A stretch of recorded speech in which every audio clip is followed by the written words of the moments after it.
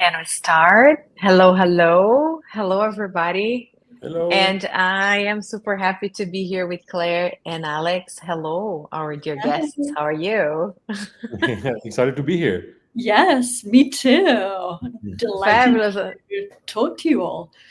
Exactly. I think this is well, for me, it's a very special moment because coming back to DCL in such a unique event, I think, Claire, you and I have been in this journey kind of side by side, not having the chance to be in the same panel. So today, I think it would be really great for us to be finally here in this special edition of the Metaverse Fashion Week, which is a project that I personally am very, very connected. I feel always very dear. So I'm very happy to have here. So why we don't start a little bit with quick presentations before we dive into the theme of this panel, which is gaming and fashion. And I would love our spectators and audience and players to know more about both of you if they already don't know, because they should. So let's start with Claire, and then Alex, I would love to hear from you. So Claire, tell us a little bit about your journey, how you got here, what made you really excited about fashion and gaming and digital fashion.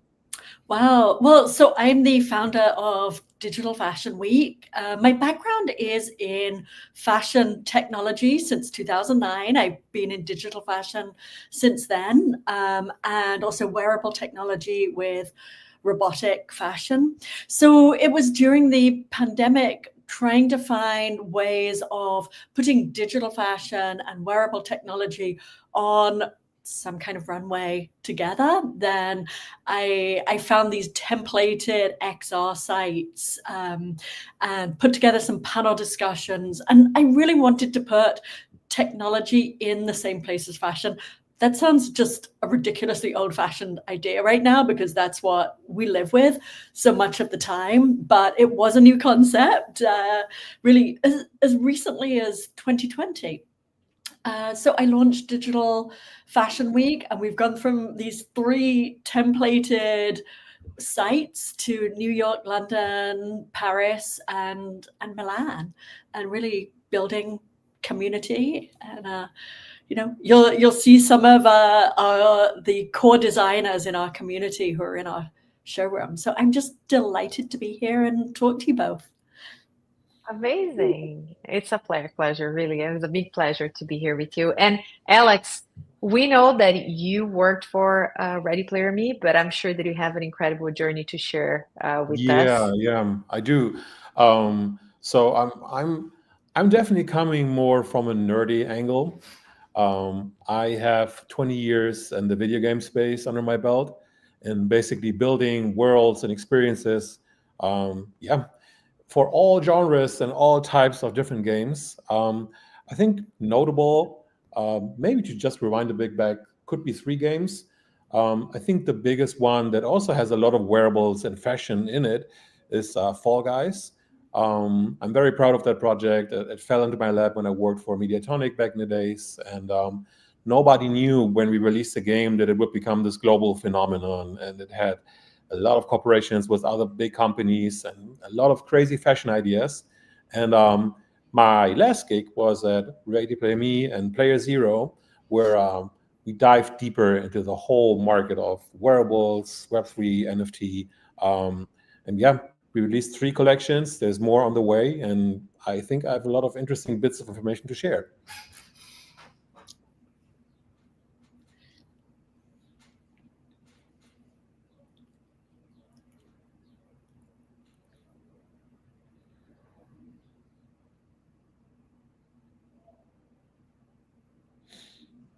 Apologize, everybody. I think my screen froze for a second. So Alex and Claire, we're going to dive very soon into the discussion of gaming and fashion to understand what is happening in the market. And before that, I'll quickly introduce myself. I'm Gigi Casimiro. I am an XR producer since 2010, and currently I am a professor of new technologies at the Institut Français de la Mode here in Paris. But I also was the former head of Metaverse Fashion Week, and it's really great to see the community taking shape and really leading this initiative, especially with Bay doing such an excellent job ahead of this project. So let's dive into the first question. We do have many, but let's start with something that is more general, and I think it's going to be very interesting to hear from both of you.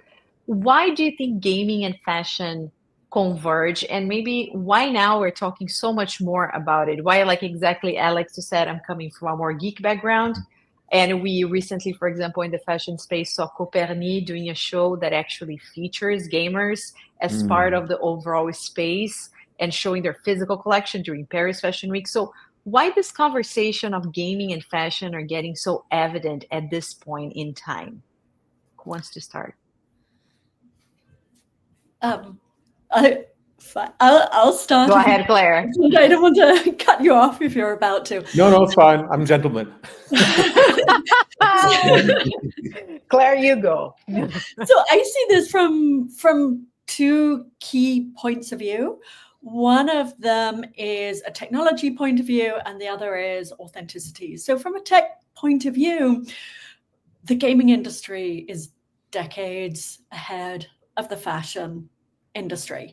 And they've had such an opportunity to refine ideas and refine technology. If we look at innovation in fashion, so much of it actually is built on gaming technology right now. So we can look at that sort of easy to grasp ideas, virtual showrooms, XR showrooms, virtual runways of any sort. So it's natural for us to look more closely at gaming because we're using the technology already in terms of any innovation that's really happening in fashion. And the other idea is authenticity. We cannot possibly ignore the numbers of people who are playing games. Gen X and Gen Alpha as well. These are the generations that we're really cultivating. They hold the purse strings very often in families, actually crazy as that seems, but it really is the youth who are often in families driving some of the spending, influencing everybody, their families, their peers, etc. So if we look at, I think Roblox alone, it's upwards of 66 million daily players. It is 88. 88. Okay. So, yeah. And increasing. So we just can't avoid these numbers at all. And the possibility for revenue, for fashion, for the buying and selling of assets on different in different platforms. So authenticity means being where your consumer is and doing things in their way. So that's my vision of why it's just a natural confluence. And before Alex, you jump in, I just want to ask one point you mentioned, Claire. You said that you feel that the gaming industry is ahead of the fashion industry. Could you elaborate that a little bit more? What do you mean by that, and in what extent you feel that? Well, from a very, very simple point of view of technology, that games have been evolving their technology for decades, whereas it's very, very recently, really, that the fashion industry has picked up. The fashion industry has been, until the last 5 years, really a dinosaur, with very few exceptions. If you go into the garment district in New York City, patterns are being made with pencil and paper still. You can see paper patterns hanging on the wall. So, things have been done in a very IRL, very manual way. And the gaming industry, of course, it's been in virtual spaces for decades. Copy that. And Alex, what would you like to add to this thought, and also the first question about the convergence of fashion and gaming? What is your take? I think the word that comes to my mind is community. And I'm saying this because the games scene changed drastically over the time, basically. If you look at early games from the 80s and 90s, those were experiences that you would just enjoy by yourself at home. You had your little home computer or console, and there was a game that was connected to this device only. And as soon as we discovered the internet and opened up to the worldwide community of players, there was the need to express yourself individually and being part of a big community. And I think not many people might know this game, but this is the one that started a lot of the trends that we see nowadays. It was called Ultima, a game where you could play as a hero, knight, whatever. But this was like the first idea of connecting people globally and having them enjoy one consistent world together.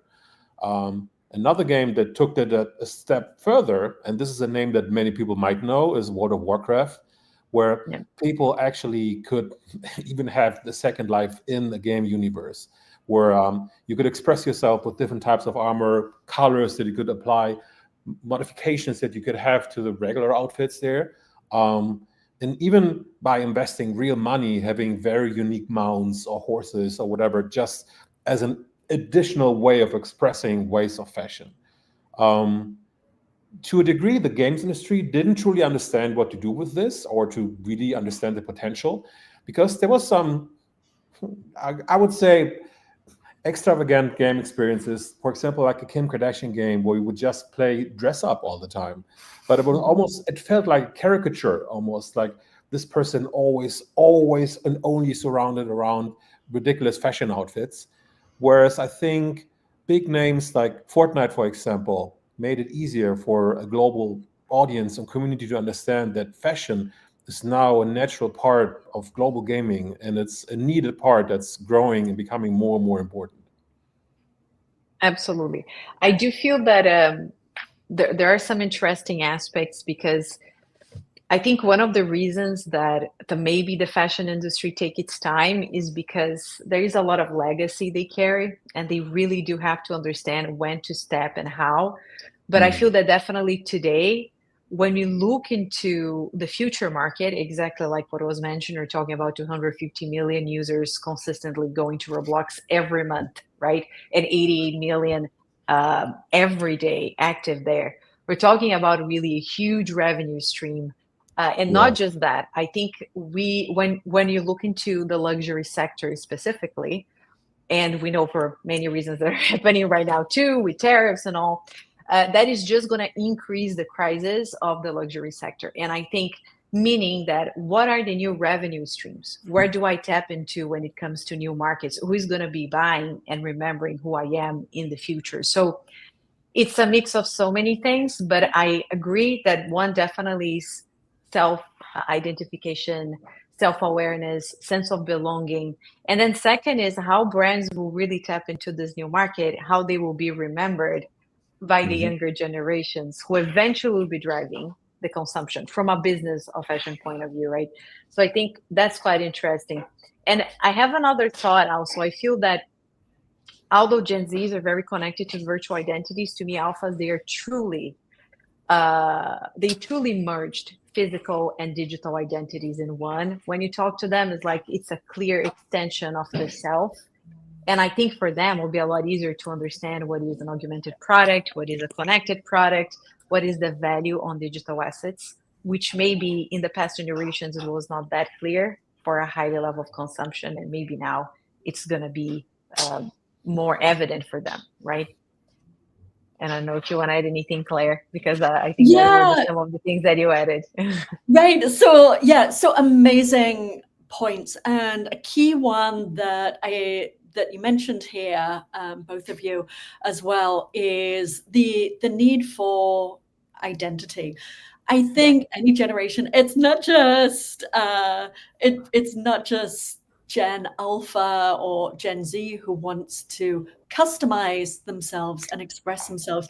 That is the nature of fashion. That is the nature of humanity. That's why we choose our clothes, to create how we want people to perceive us. And we know in the real world, how you dress when you go somewhere will really drastically affect how people perceive you and how people react to you. So why is that going to be different in gaming or in XR or any of these virtual spaces. And I really hate to think now of digital worlds and physical worlds. It's one world. We move between different rooms.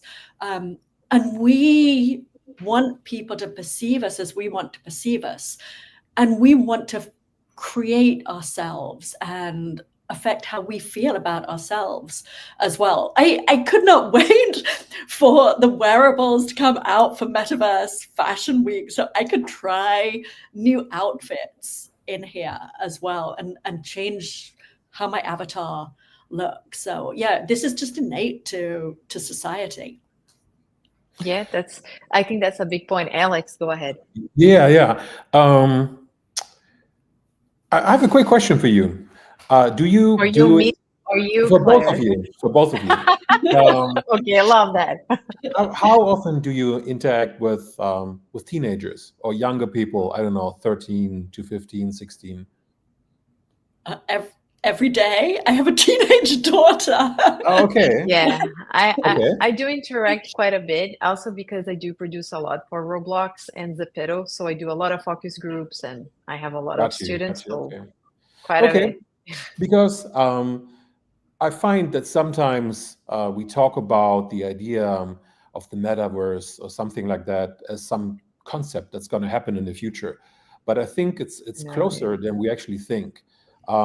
When you are close to younger Gen Alpha or teenagers, let's say, most of their social life happens in Roblox and or TikTok, and it's such an important part of their experience of reality that many decisions, fashion, music, who is part of what group happens inside those planes of reality. And I think this idea that this is already happening is an idea that the games industry in general is more aware of than the fashion industry. But it almost feels like this, our normal quote unquote world, almost takes a second role when talking to those younger folks, because this is how they experience reality. And it's not just fashion, it's everything. It's music, it's food, and the general sense of how to find an identity and express yourself. And this is very important to realize. I think it's excellent that you touch upon that, because I just wanted to supplement some interesting data for us. I think about a month ago, Business of Fashion, BOF, published a very interesting article where they said exactly that the new gateway for shopping is not even TikTok. TikTok has gone for the, it was an interesting reflection that actually was gaming. So I think that sustained even more why we're all here, right? Because there is something about gaming that is really about having a POV and a certain power to change things, because you can take actions, you can make decisions, and you have certain power over the space and the interactions you're with and you have around you. So I think it changes, it takes us to a better place than social media, right? So I was very glad to look at that. And at the same time, I do feel that we see the growth clearly. And I see the transition when you work between, for example, Roblox and Zepeto, that there are different ages for different platforms. And it's quite interesting to see that it seems to have a certain trend to see younger females when they reach 13, 14, 15, to transition from Roblox to Zepeto. And then you have a very interesting, unique social media / avatar platform. So it's just interesting to see how those things will shape the culture of the near future. And I agree, metaverse is not there, it's here. It has never been more here than ever. Claire? Yeah, absolutely. Yeah, I totally agree. And I think a point that you touched on as well is with teenagers especially, is they're exploring the world, and the games that there are for life simulation as well. It's an opportunity to actually help people navigate in healthier ways. So I do hope that we can get more benefits than we can from the negative benefits of social media, where it's looking at creating your identity and who you want to be in the world. I totally agree. It is, yeah, it's really, I think it's really about being inventive, not just like replicating trends. And I think that's what is interesting when we talk about, I would say, technology and trends with fashion designers that are in a school level, like in degree level, is that they are not supposed to follow trends, right? They're supposed to create trends. And I would love if that was the truth for us all. If every day we wake up and say, I'm going to create a trend, I'm not going to follow a trend, I think the world would be a better place for us all, right? Yes. Now, let's go to one point actually, because we're talking about identity, sense of belonging, and also I would say this idea that there are no boundaries between physical and digital, but sometimes we do feel there may be boundaries between the different platforms we go to, right? And this question goes to Alex for a little bit. And Alex, you worked with Ready Player Me, but also with Player Zero, which I think had this whole idea of having a certain ownership of one main self that could go to different worlds. And this is a fascinating idea because I think we are in a big need of that to really happen. So Claire can enjoy her wearables anywhere. So what is your take when it comes to this one unique identity within metaverses and platforms? Do you think that's possible to be achieved? And how do you see that helping? We kind of know the answer, but helping the fashion ecosystem somehow? Well, that's the holy grail, isn't it? Give it to us. So there's this concept of an 100% interoperable metaverse where you own something or you create something very cool and it carries over to all sorts of experiences of all type of games, all kinds of metaverse experiences. And this is amazing. And there's many very brilliant, very intelligent people trying to chase this. But the problem is, while doing so, they all create sub-cosmoses where they're trying to be interoperable instead of like approaching the wider field and seeing, hey, how can we be compatible and interoperable with everything, really? Because at the end of the day, we live in a capitalistic society. People want to make money. And it's hard if you just open up everything to everybody. How does this economy work? This is one problem I see. And the other problem is very technically, unfortunately, like the amount of things you have to consider when you design interoperable assets, fashion items, or anything that applies to any sort of avatar is incredible because you move amongst different worlds that have different styles. You want to, if you have a cute outfit, let's put it in very simple words, you want to be able to play or enjoy a world that's maybe, let's say, anime styled. But then you want to be able to slide back into a world that's maybe more Zepeto styled. And when you're tired of that, you meet your other cool friends in Roblox, where obviously we have this the Roblox style. So, and by doing so, every platform has a different engine, has different requirements, had different limits what you can do while displaying your cool outfits. And this is a behemoth of a task. And this is where a lot of my energy and time went, trying to figure out, hey, how can we achieve a certain sense of consistency? Because when you buy something cool or you create something cool, of course, you want it to look amazing no matter where you go. And this is a big challenge that we're still trying to solve. And when you were working, I mean, I'm sure that if you can share, like when you're working with the Ready Player Me, what, like, did you, I'm sure you faced those challenges, right? Because I think the idea of the Player Zero was really, really interesting. But you would say that those were the major challenges when it came to that sort of development, because it's a technical monster. Yeah, it's a technical monster.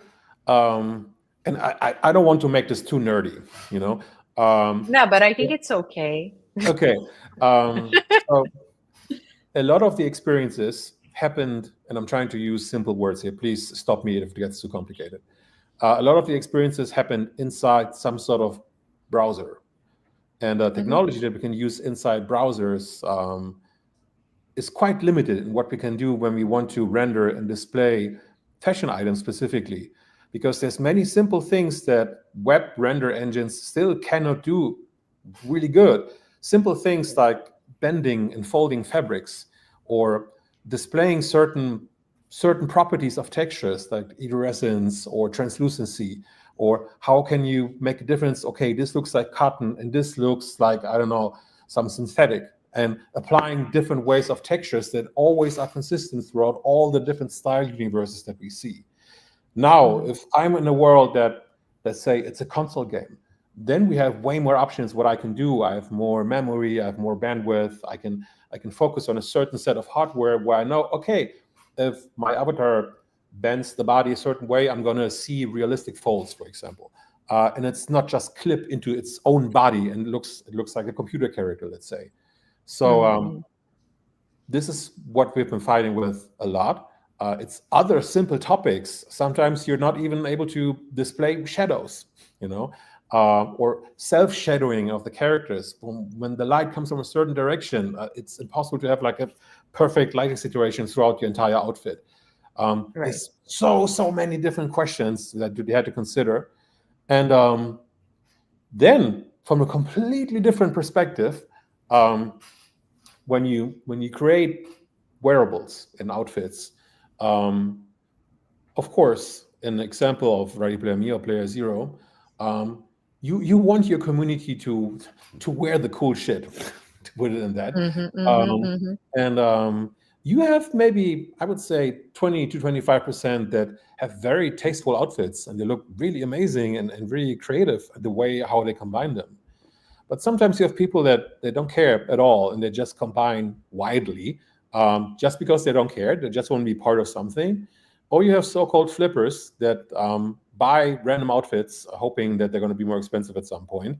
And internally, we call them Christmas trees because they didn't add up to the sense, hey, this is a cool community. They're just buying random things and putting them on top of each other, a hat on a hat on a hat, just to own as many things as possible.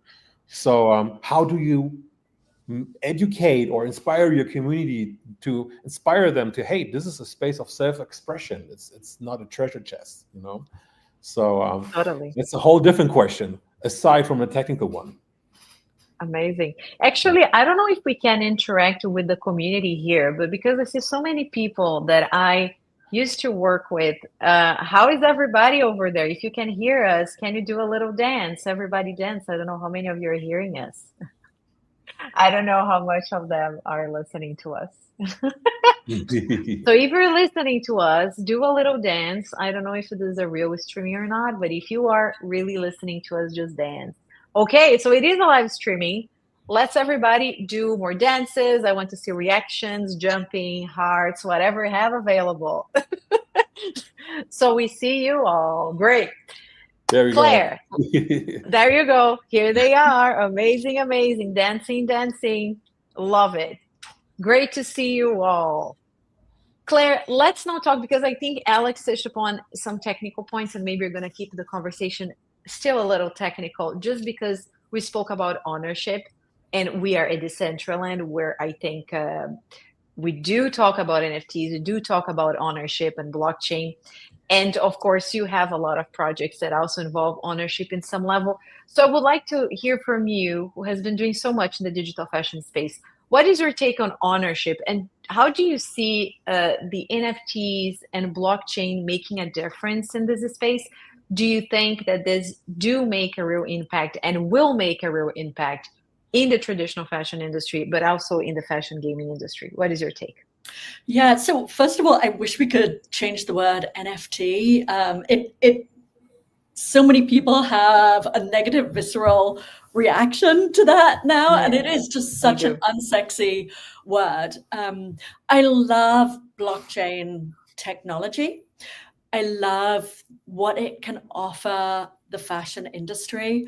I love the transparency that it opens up, and we're going to see with digital product passports what that means for the fashion industry as well. And I think some of that will be very challenging. Transparency is not always easy. it'll be very hard to show all the stages that, all the hands that a garment has been through before it reaches a customer. So I think it's going to be massively influential in terms of the production process and in terms of where products are produced and where they're sourced and how we present it to the consumer. But that's really sort of an aside and an introduction. I love blockchain technology and what this means. So authenticity, let's just start right there. Provenance. It is so exciting that we can see where an item came from, that it is authentic. This is absolutely critical to the luxury industry. Tracing everything back as a consumer, that you know that something is genuine as well, if it's associated, if you've got a physical garment and it's associated with an NFT. But if it's garments that you're wearing in the virtual world as well, if we've got brands and we've got luxury brands, we want to know that we are actually buying from X brand or from X person. So just providing that layer of provenance and authenticity is really exciting. I think also an NFT, it's a contract. So an NFT can be anything you want. And the possibility that this opens up is absolutely phenomenal for building a relationship. So, Alexandra, you talked so much before, or you talked before about community. And I think this is really, really core to any brand. They have to think about the community that they're building. If we look at brands that are successful, they understand who their audience is and they've built community around that. And that leads directly into exclusivity. And I think inclusivity is actually the new exclusivity. It's about belonging to something. It's about what we can open up. I really feel that, NFTs, they can provide you with other digital assets. They can provide you with tickets to virtual spaces, tickets to physical spaces. An NFT is just a door that can open up into anything. And this is an amazing, amazing, amazing opportunity for community and for brands to engage with their audience and provide just a rich, rich, rich experience. And this is something that we're really looking at with new generations, is they don't want just to be sold stuff. They want to know that it's got meaning and it's got value and that they're part of something. So I think the inclusivity and the community is a very, very exciting part of NFTs. Absolutely. What I do feel is also that for the ones who don't know what is the DPP, that's something that is going to be permanently implemented in the EU, because I think, Claire, maybe that's something that is a little foreign to people that are not working directly with the fashion space. And it is called Digital Product Passport. It's going to be law in the EU from 2027, and that goes across apparel, home and decor, automotive. Pretty much the idea is your product needs to be traceable. It needs to have an NFC chip or similar that allows you to actually read that information and make sure the process is transparent, is certified, is guaranteed the originality, and so on.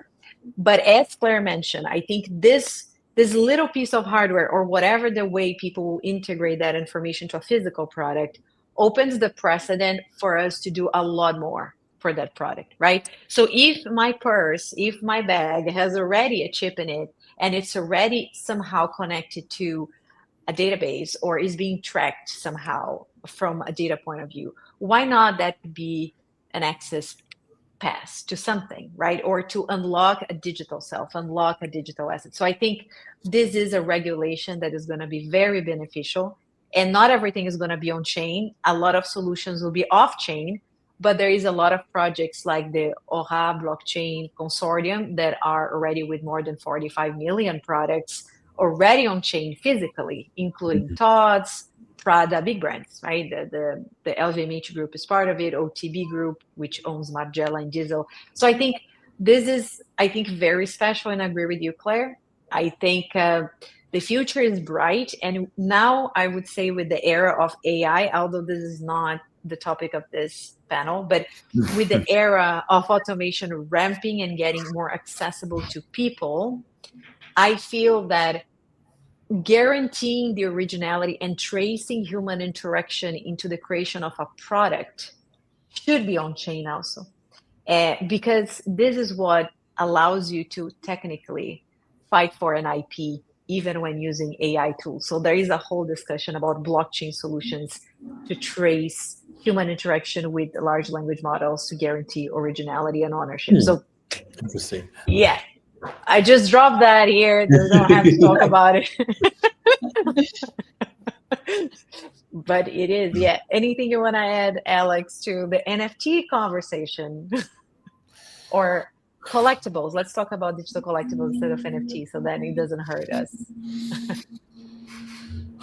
Yeah. I want to say that when it comes to collectibles, I think the fashion industry is actually way ahead than games.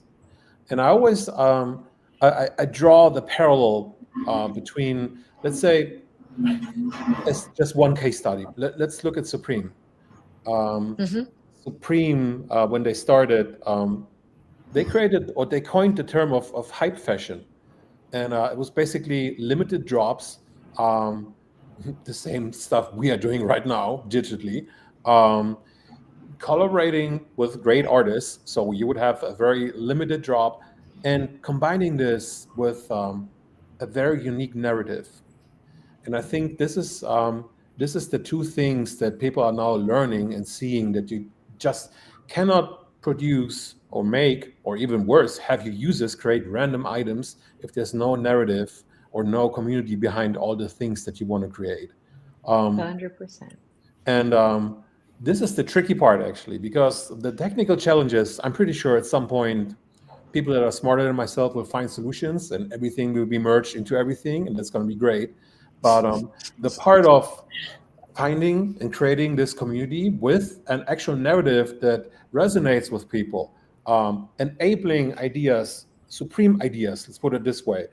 This is the thing that hasn't been found yet on a larger scale. I find that if you go deeper into like blockchain or NFT markets, big players like Azuki, for example, they have a great way of narrative and storytelling, but somebody to apply this to a wider, like really Fortnite-wide audience, this is still to be found. Totally. I do also agree. I think when it comes to, of course, may not be across the board, but I think the fashion industry tries a lot of things. It's just that sometimes they try that in silence, like when you start working a lot with LVMH, they're trying insane stuff, but doesn't mean they're going to sell it to the final consumer, but their R&D is very strong. And I think it's just a matter of like, we know we can do it.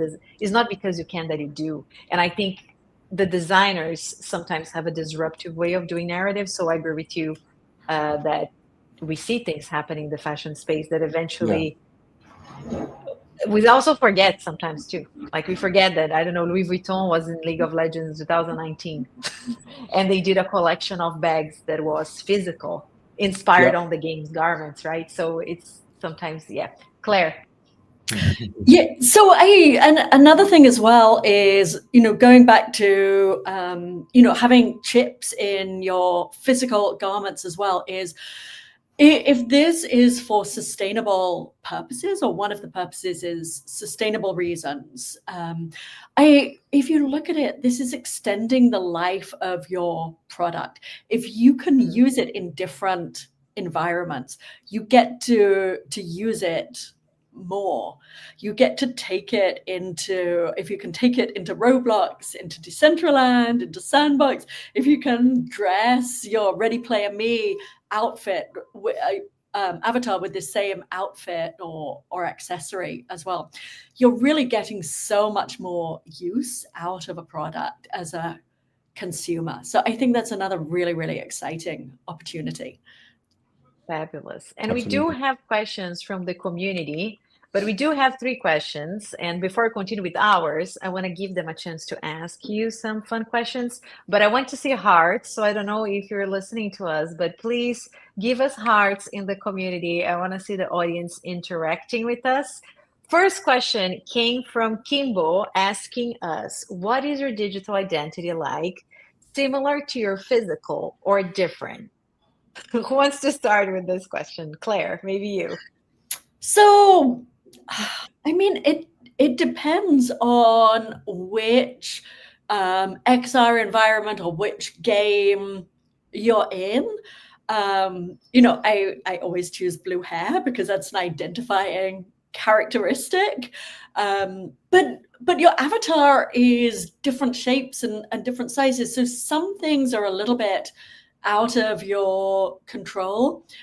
I do think in different environments, it's also really fun to try different outfits and experiment with things that you wouldn't necessarily wear on the street outside. You can wear something that's more wild and more revealing. You could wear crazy headdresses that you're probably not going to walk down the street with.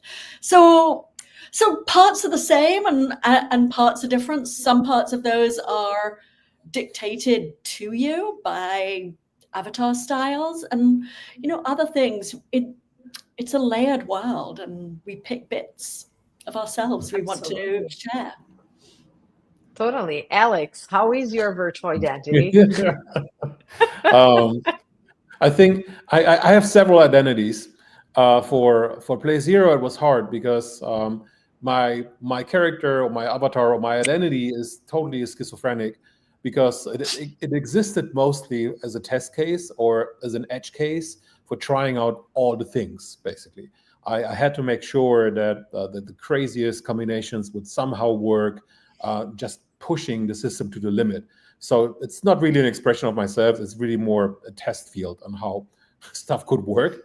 I would say I have other identities in other experiences where I try to either rebuild myself to as close as I can, which is also interesting because oftentimes I find avatar systems that are as limited as the choices I have in real life. There's not as many options for chunky people out there.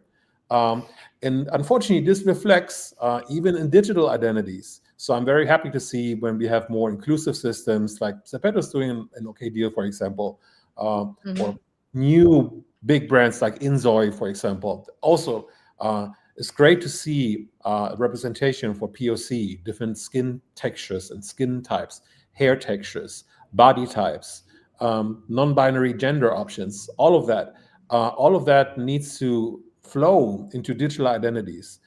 And oftentimes I feel that even we are digital, we can do anything we want, really. We limit ourselves, which is quite sad to see.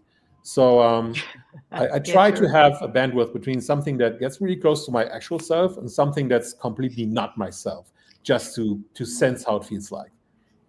True. Well, generally my virtual identity has tail and cat ear always in all of them. Roblox, but that's generally how and even in Decentraland, I used to have that and I used to do. So I think that's what I like to add to my character. And then we have a second question. If we have collected all of the Metaverse Fashion Week wearables yet, and that comes from Rustan. So I will start answering that. Not yet, Rustan. But definitely, I will get creations from you because I love your creations. They are body paintings, digital, that I love so much. So definitely, I will be collecting all of them very soon. Claire and Alex, did you collect them all? I have not. I'm sorry. Alex, saying the truth. I haven't yet, but I really, really want to. Yeah, and I just love watching on the screen here. I'm particularly touched watching people wearing the Raki Chen outfit and the Republic outfit from our showroom as well. So yeah, it's everyone looks so cool there.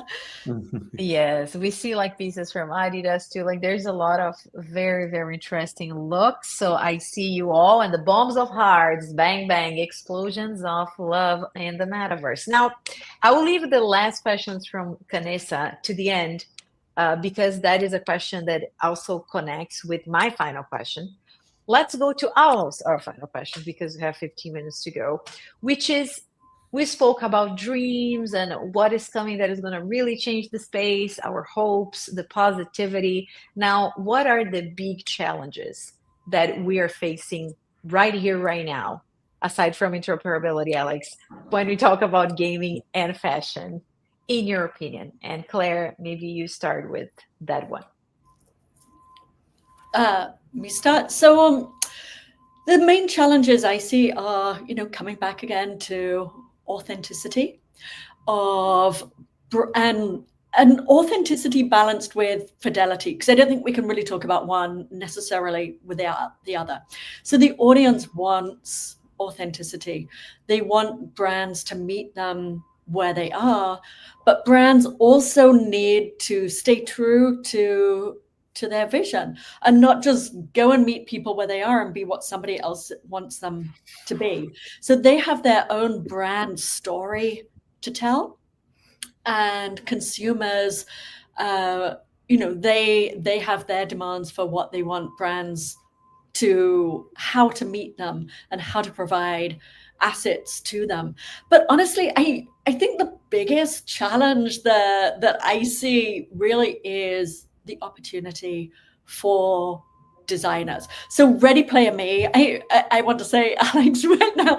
So I am such a huge fan for years of Ready Player Me. And it is one place that I really see such an amazing opportunity for designers, for independent designers, to create really, really interesting wearables that you can wear across different platforms. So I'm so excited to be here with you from that point of view. And while there are challenges with everything, I do think Ready Player Me is really trying to address this and have quality outfits and really exciting, interesting looks. So it's the opportunity, I think, to buy and to sell. And there are so many games, and I think having more marketplaces and places where how designers can create and how people can buy these assets. Alex, you're thinking. Yeah. Well, thanks, Claire. Appreciate your words.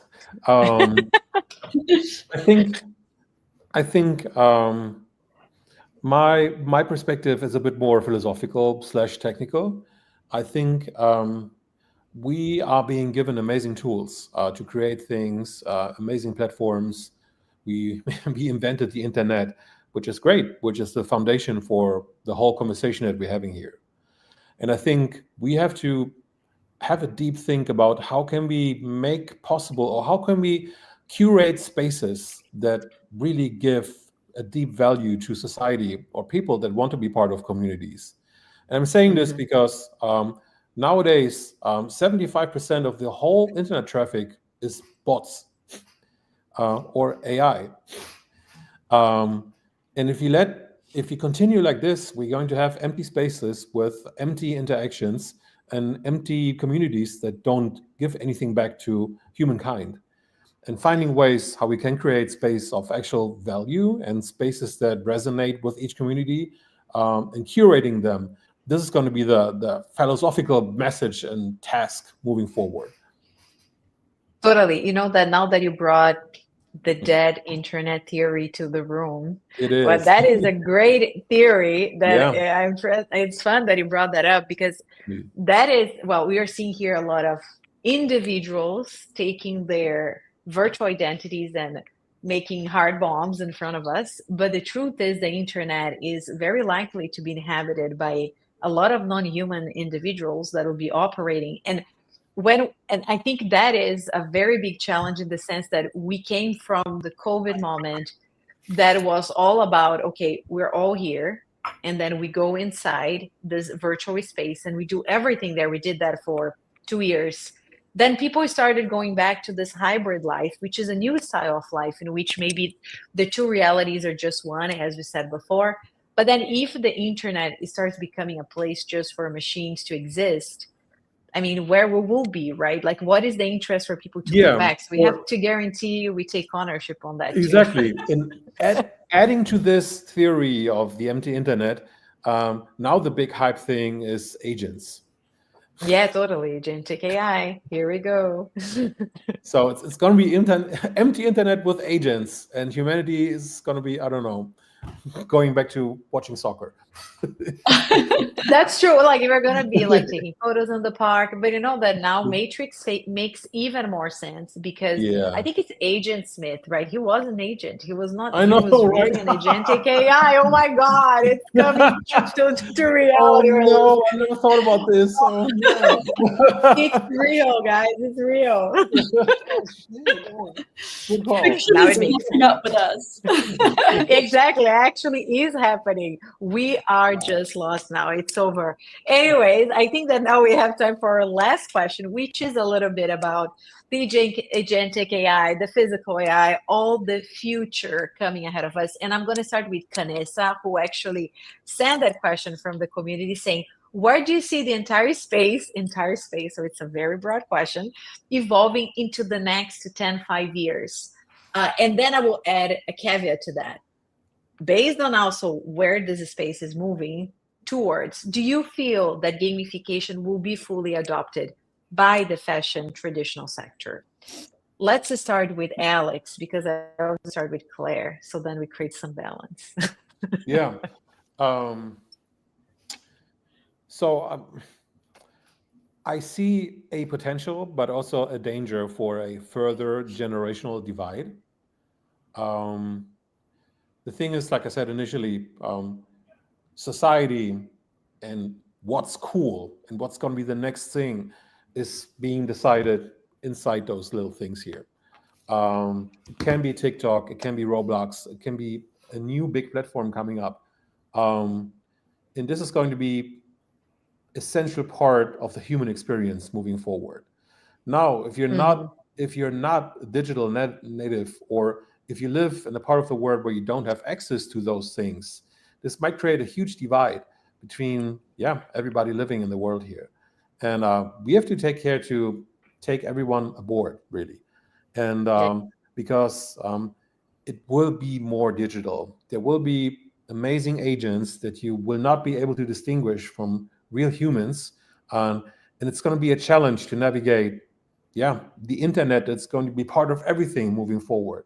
So I think in the next 5 to 10 years, we will see a crystallization of some major players that will take ownership of those tasks at hand. I don't know who it's going to be, but similar to Roblox, which is like the to-go place for everything for kids, there will be something for general culture, fashion, music, etc. moving forward. I'm very confident about that. Fantastic. Claire. Yeah, I mean, if you think 5 years ago, we could not possibly have predicted where we are now. I see each year as sort of having an identity, the year of NFTs, the year of the metaverse, the year of hype, the year of getting back to reality. So anything is going to be wild supposition. I do think people are demanding more and more real experiences.